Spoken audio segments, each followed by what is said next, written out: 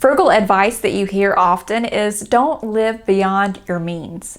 Well, unless you've been living under a rock, living off of your own land and not listening to any news, then you know inflation is here. And what that means is the average person is spending more to live. And unless you are already living well below your means, you are itching ever so closely now to living right at what you're making, or you already exceeded that. In today's video, I want to talk about some key points to know if you are living beyond your means. With inflation here and happening, we really need to get a pulse check on our finances and get real about what's going on with our money. So in today's video, we're going to discuss an article that talks about 15 alarming signs you're living beyond your means. I found this article on MSN.com and it was written by Larissa Runkle. I'm not going to read all 15 of these. I will link the article down below for you to check out in its entirety and see all of the possible, alarming ways you might be living beyond your means or ways to know. The article starts out by saying, living above your means is a classic money mistake, or as I like to say, a classic frugal tip. That's all too easy to fall into. Yeah, it's easy to fall into it. Whether you're spending more than your budget allows or you're not setting enough aside to pay for essential bills, it's hard to see exactly where the problem began once you finally notice it.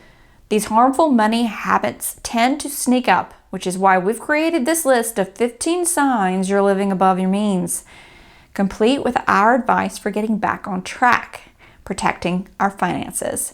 Worried you might be setting yourself up for some bad financial surprises? Keep reading to find out. So let's see if this article gives us any insights, any new perspectives, and any good money advice. If you are feeling the pinch of inflation, make sure you click on that like button. Number 1, you're only making minimum payments on credit cards.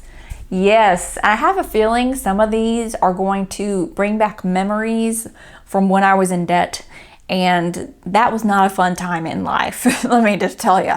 It says, one sure sign you're living above your means is only being able to afford to make minimum payments on your credit cards. The $15, the $25. This makes me so sick because I see and I know how quickly that percentage interest can sneak up on you. And I always think back to the example of, you bought a $30 t-shirt. You put it on your credit card, but with interest and late fees, you end up paying $70 for it. You never would have bought that shirt in the store for $70. That's just kind of the example I always think about of using a credit card, putting a perspective of reality on it and what it actually does when you're hit with those late charges or that interest. Number 2, using your credit card to pay for vacation.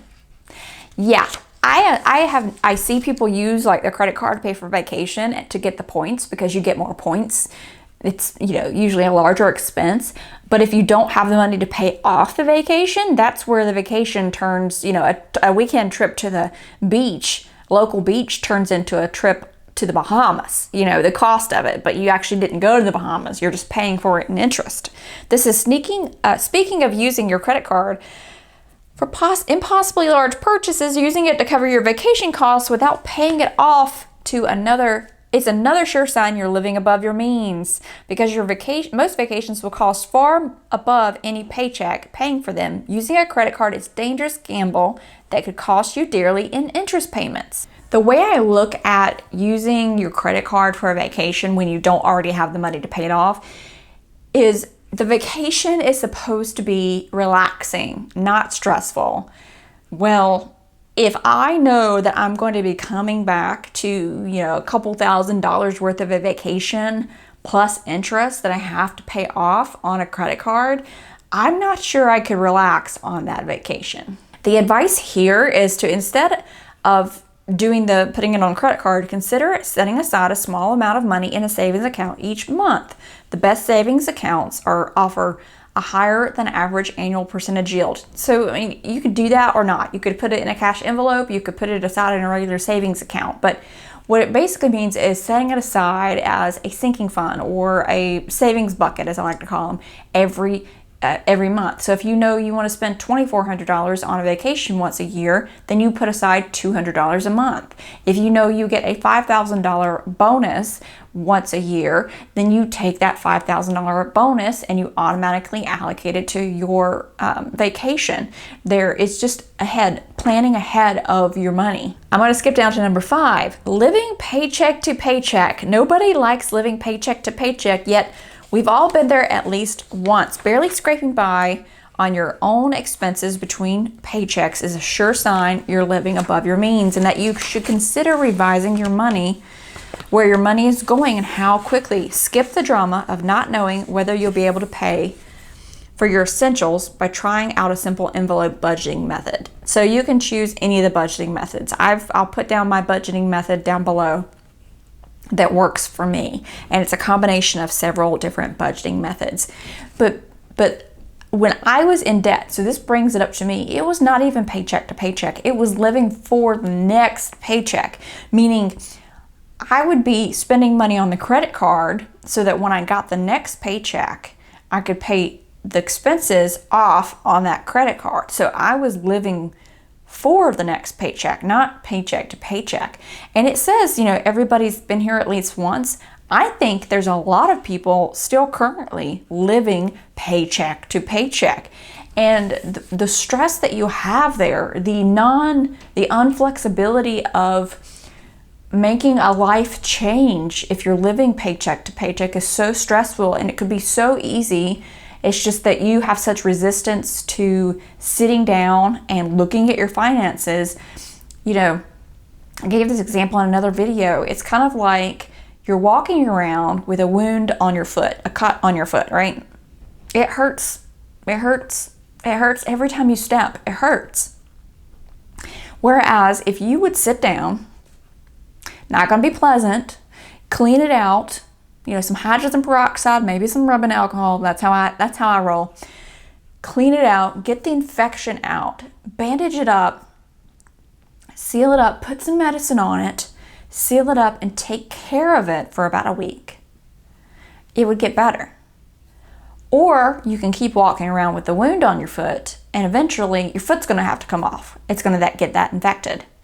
That is how I see people dealing with living paycheck to paycheck and not wanting to sit down with the reality of where their money stands.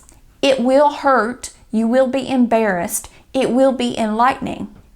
It could be fun. You could get a raise in your head. You might just solve your problem and reduce your stress. Number 6, your money is gone, but you don't know where. Isn't it funny how that stuff just slippery, it slips out and it has little legs, just walks around? You don't know where it went. Did you ever see the legs when you got it from the bank? No, but somehow it got legs later and you don't know where it got off to, right? Another stressful money situation to be in, and a clear sign of overspending, is when your checking account seems to continuously turn up lower than you expected, as in the money's been spent, but you don't know where. One great way to get around this is a budgeting app. You can certainly use a budgeting app. You can use the envelope method. I write down everything on an envelope. You can use a pocket notebook. You can use your notes app on in Google on your phone. It's just so simple and free to track it. And this is oftentimes what you have to do in order to figure out what your spending triggers are, in order to figure out where you can cut, where you've been spending the most money, is tracking where your money went. Think of it like a teenager and knowing where they are at all times. Number 7, your debt balance remains the same. It never quite goes down. You feel like you've been paying on your house for so long, yet somehow the mortgage balance is just barely creeping down. Are you ever going to get this thing paid off? The article says, as with various savings account, when your debt balances stay the same for too long, it is a sure sign you're living above your means, because unpaid debts are likely costing you in accumulated interest. Delaying your payments is never a good idea. Rather than avoiding your debts, try to put a cap on how much debt you're accumulating. Or how about just don't accumulate more debt? Get rid of it. Then make a plan to start paying back little by little each month. Get your debt snowball going. Get that paid off. Get those stress balls off. There's enough stress in the world without you adding to your own stress. Number 9, you're seriously considering a high interest loan. That's no. High interest loans, like payday loans, are a risky financial move for anyone, but especially if you're struggling to make ends meet. No, just don't do it. Rather than jumping right in and signing on the first loan you're offered, take a minute to consider your options. Yeah, how about turn around and walk out the door? I added that in. Ask yourself why you need to take a loan in the first place. If there's an alternative fund you need, for instance, picking up a side hustle could be a good option if you have room in your schedule. There's a lot of things. Revisiting your budget, it says. Don't do the high interest loan, please. Number 10, this is a good one. You're buying things you can't afford to pay for up front. Like you want a new couch, living room set, but you don't have the money. And the couch you have is fine. Like it sits, you don't fall in, there aren't bugs in it, it doesn't smell funky. It may be a weird color, it may be, Aunt Louise's floral couch. Sits just fine. But you want a new one because you just want a new one. Much like maxing out your credit card balance each month, buying things you can't afford to pay for is bad news when it comes to health of your finances. For some, buying things out of budget might be a necessity. Okay? If that's the case, try and find a way to regularly set aside income to pay for those things.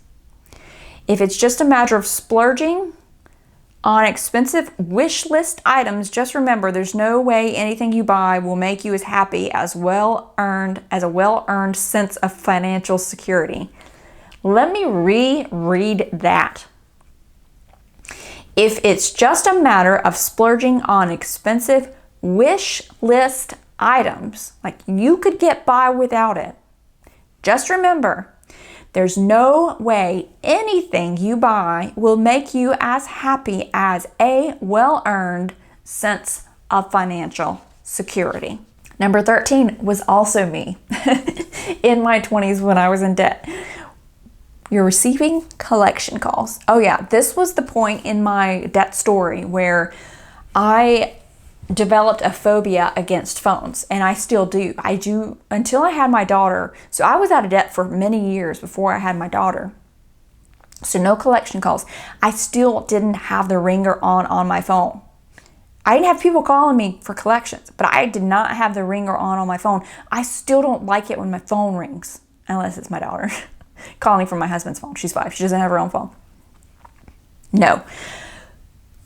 I don't like it. I don't like talking on the phone, and that whole situation set me up for that behavior that I still have not been able to kick. It says when things go unpaid, the collection agencies start calling, and let me tell you, they are not nice. This is a sure sign not only that you're living above your means, but also that you may need to rethink how you manage your money. You may need to.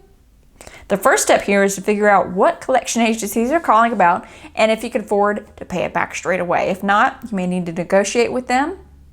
Call it a collection agency payment plan. Do this. If you do, I don't know if this says this, it doesn't. If you get a payment plan from any of this, get it in writing. Get it in writing. Before you send them money, get the payment plan in writing. Okay? So the last one I'm going to read, again, there are more, just click on the link in the description box below, is number 15. You're losing sleep over money.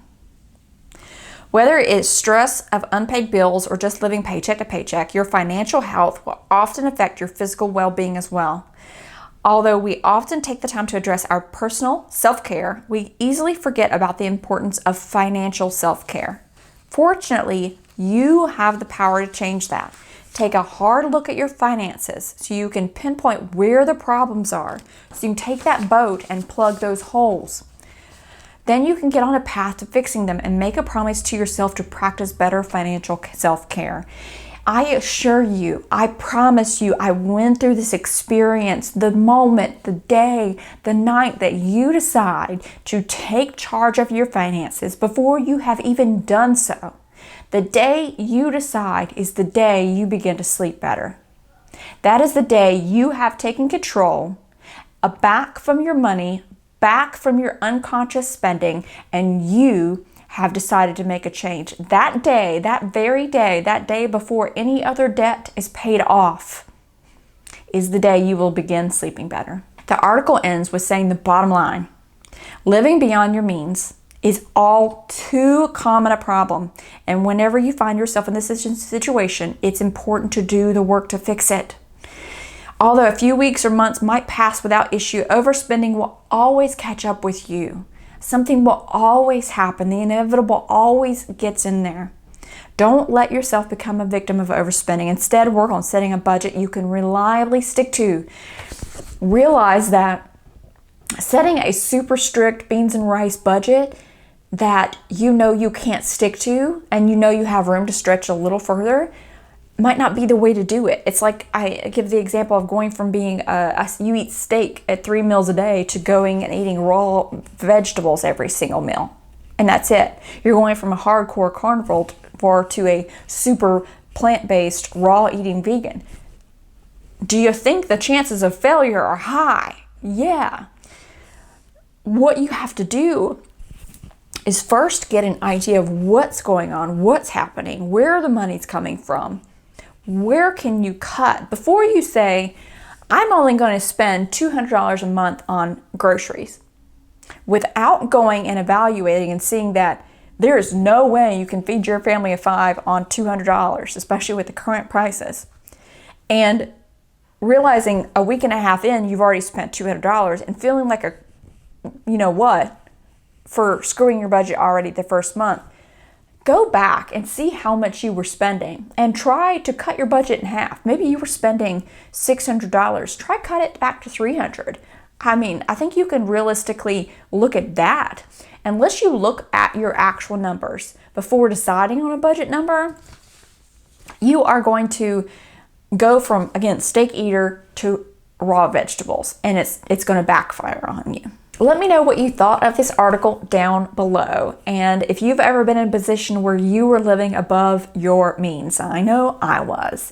If you enjoyed this video, make sure you give it a thumbs up and don't forget to subscribe to my channel. I would love to have you back for more videos.